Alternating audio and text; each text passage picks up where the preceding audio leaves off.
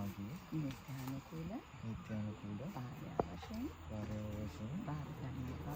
භාර ගන්නා බවට මේ සිටින සියලු දෙනාම සාක්ෂි වන්නේ සාක්ෂි දෙන්නේ.